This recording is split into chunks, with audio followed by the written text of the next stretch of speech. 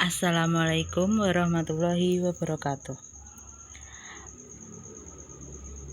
Perkenalkan, nama saya Alvina Husnuaini, NIM 12403193179, kelas AKS 2E. Saya akan membahas tentang reproduksi bacaan. Reproduksi bacaan adalah kemampuan mengolah sumber bacaan dan menyajikannya dalam bentuk yang berbeda dari aslinya.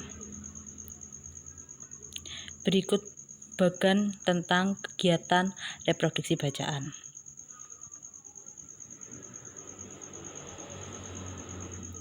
Pertama, ringkasan atau precis merupakan upaya menyajikan tulisan yang panjang dalam bentuk singkat dan padat.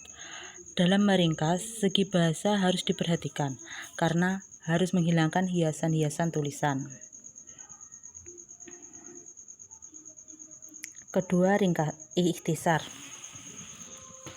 merupakan menyusun inti dari sebuah bacaan. Namun ikhtisar berbeda dengan ringkasan. Ringkasan mempertahankan urutan isi dari gagasan penulis, sedangkan ikhtisar tidak perlu mempertahankan urutan isi dari karangan asli. Ketiga, resensi.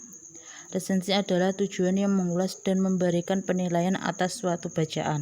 Resensi dibuat untuk menginformasikan kualitas bacaan kepada pembaca, sehingga pembaca dapat gambaran tentang bacaan tersebut sebelum memutuskan akan membaca secara mendalam atau tidak.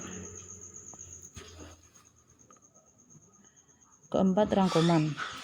Rangkuman merupakan bentuk ringkasan yang bersifat menyeluruh, padat, dan memuat unsur utama dalam bacaan. Secara khusus, rangkuman ialah bentuk tulisan yang menggunakan kata-kata perangkum sendiri. Kelima, sintesis. Sintesis merupakan kegiatan merangkum berbagai pengertian atau pendapat dari dua atau lebih bacaan untuk dihasilkan tulisan yang baru sesuai dengan kebutuhan penulis. Keenam, abstrak. Abstrak adalah ringkasan isi suatu tulisan ilmiah dalam bentuk singkat dan padat, yang biasanya terletak di posisi atas dan terdepan.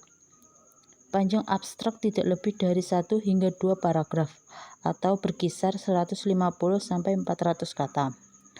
Hal terpenting dalam penulisan abstrak adalah penulis abstrak tidak diperkenankan cantumkan sumber resensi dan tidak mengungkapkan hal yang tidak dibicarakan dalam laporan. Ketujuh, simpulan. Simpulan adalah bentuk ringkasan yang mengungkapkan gagasan utama dari suatu uraian atau pembicaraan dengan memberikan penekanan pada ide sentral, juga penyelesaian dari permasalahan yang diungkapkan.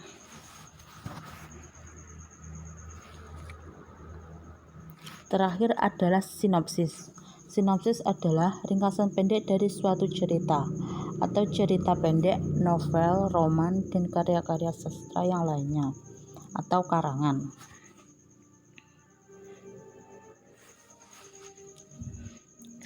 Adapun persamaan dalam kegiatan reproduksi bacaan.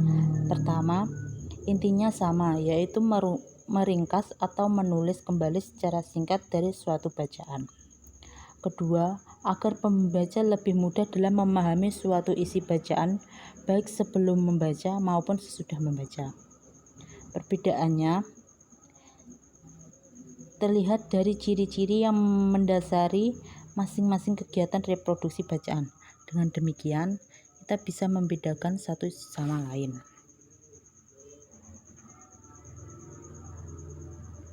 Jadi, kesimpulan dari semua presentasi saya adalah dibutuhkan kemampuan untuk memahami suatu topik yang akan dibahas untuk menulis ilmiah.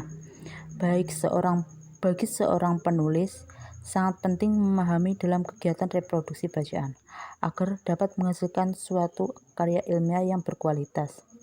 Kegiatan reproduksi ini tidak boleh dianggap enteng, karena mereproduksi bacaan adalah hal dasar yang harus dikuasai oleh para calon penulis.